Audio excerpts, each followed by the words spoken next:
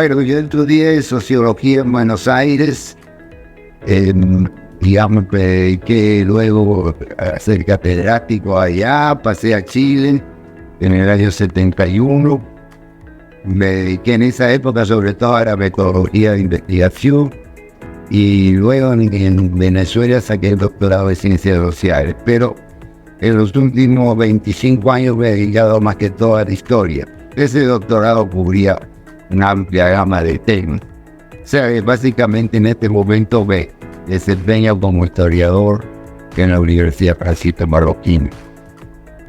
Lo que sucedió es que yo, como muchos jóvenes de mi época, vino muy influido por la Revolución Cubana, por las ideas de cambio, siempre la juventud muy sensible a las injusticias que percibo que sobran, hay muchas siempre en todas partes, y me acerqué a las ideas marxistas con cierto rechazo, bastante rechazo, hacia el totalitarismo de la Unión Soviética, a ese tipo de régimen totalitario. Pero cuando Salvador Allende ganó las elecciones en Chile en el año 70, yo pensé que se abría una alternativa de construir un socialismo en libertad.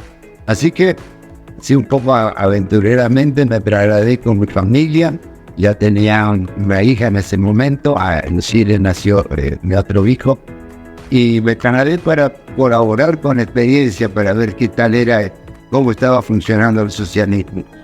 Y realmente ahí percibí lo terrible que es ese sistema, la forma en que anula todas las libertades, como lo que uno llama simplemente burocracia, es algo mucho más, es un control, como la demagogia económica que hay en el socialismo lleva a la pobreza.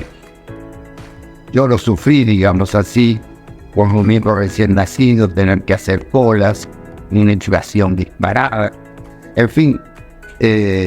Ahí me puse a revisar mis ideas marxistas, busqué en Marx la explicación, pero no la encontré. Y bueno, me produjo un fuerte rechazo al socialismo, la experiencia vivida y un deseo de luchar por la libertad. O sea, me acerqué a ideas libertarias, pero todavía en forma muy confusa.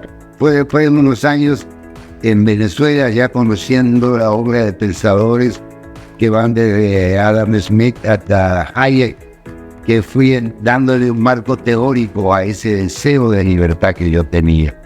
Y por eso me considero un liberal o un libertario según la confusa terminología que se suele dar.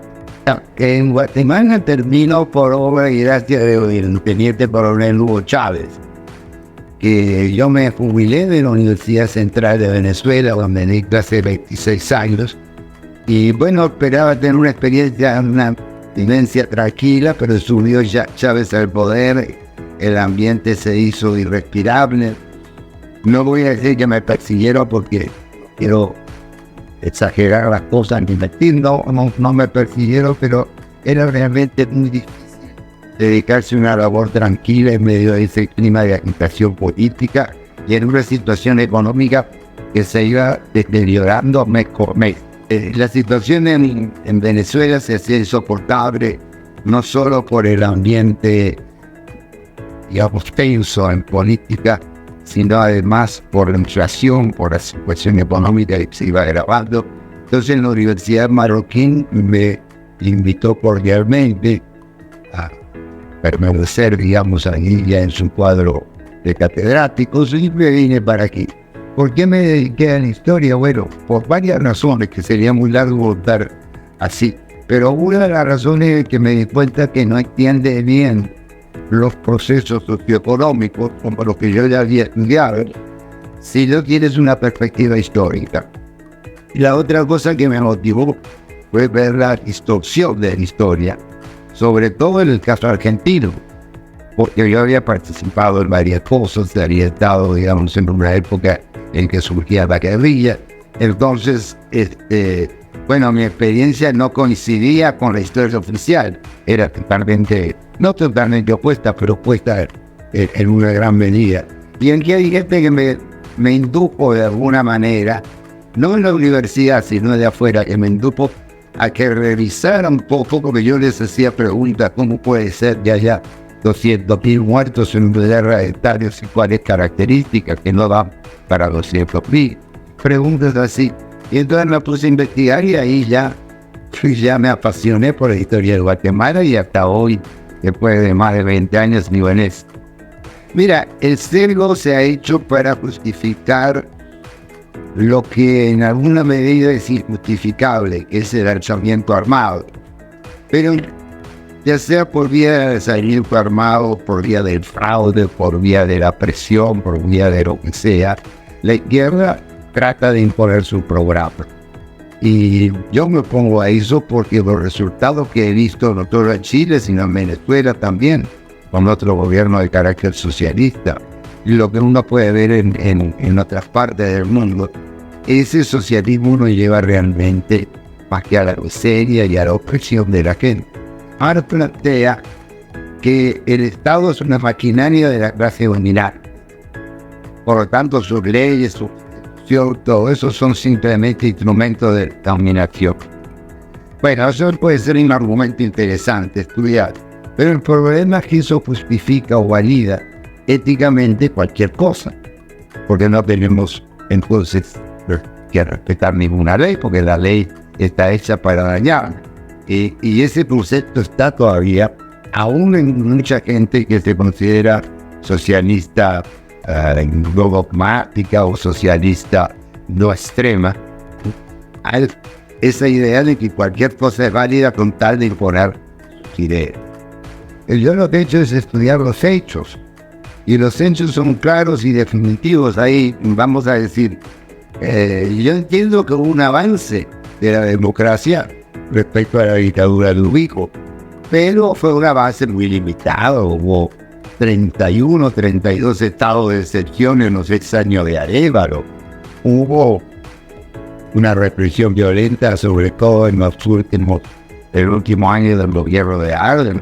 Él calcula que incluso fueron hasta 2.000 personas las que fallecieron, incluso sin juicio de nuevo tipo. Realmente la obra de Arévalo, a pesar de lo que diga la narrativa que todavía acabo de leer esta mañana, la obra de Arévalo no fue muy significativa. Económicamente había problemas muy serios, desabastecimiento. Cuando terminó su periodo de Arévalo, la prensa estaba feliz de tener a una nueva persona ahí en el cargo, que era Arben. Arben resultó, digamos, gobernado de alguna manera por los populistas, pero hasta el secretario general de su partido, del Partido Comunista, le escribía los discursos. Que Arbenz, con mucha inteligencia, con mucha capacidad de memorística, memorizaba, porque él no leía, él hablaba, pero lo que ya le habían escrito, una cosa muy curiosa. De todas maneras, eso no fue una gran primavera. Yo, en mi libro Guatemala, la historia silenciada, hablo del otoño de la democracia, sobre todo a partir del año 49, cuando asesinan al principal candidato que competía en las elecciones contra Arbenz, que era el coronel Francisco Javier Arana. Y eso va un poco a lo que yo decía de que, bueno, cuando tú piensas que la ley la impone otro, no respetar la ley, todo vale. Y aquí hubo un asesinato muy políticamente importante. Desde el punto de vista político, Ubico fue un dictador. Eso no se puede negar porque él ejerció un poder muy grande sobre todo a Guatemala. Desde el punto de vista, digamos, de la seguridad pública, sí es una buena obra. Yo en un libro que escribí sobre él, sobre su gobierno, el nivel de delincuencia, para decir, bajó a un 2.4 por 100.000. Que esas son las tasas que tienen los países escandinavos ahora. Hablamos de tasas de 20 y 15 y las pudieran mirar bastante buenas. Bueno, esa fue una obra. Él dejó pagar, dedicó los fondos para pagar toda la deuda externa, mantuvo equilibrio presupuestario y aún así hizo una obra que no es solo el Palacio Nacional, el aeropuerto o el correo, sino decenas o centenares de escuelas, de acueductos, en fin. Pues lo que pasa es que realmente la gente ya estaba saturada del ubico y había un ambiente internacional muy favorable a volver a la democracia, sobre todo porque estábamos en el final de la Segunda Guerra Mundial. Entonces hubo una reacción con ideas que más o menos pudieran llamar socialdemócratas. Lo que pasa es que ese tipo de ideas al final termina repartiendo lo que hay, lo cual aparentemente hace muy bien a la gente, pero endeudándose nuevamente. Guatemala se empezó a endeudar ya desde esa época y sigue endeudada ahora, no como otros países, pero bueno, pero no había necesidad, se podían equilibrar las cuentas, además se podían hacer las obras sin corrupción. Está bien, con mano dura, al que faltaba le podía ir muy mal, al que robaba mucho peor, pero los puentes de ubico están ahí, yo tengo fotos ahí parado al lado de un puente.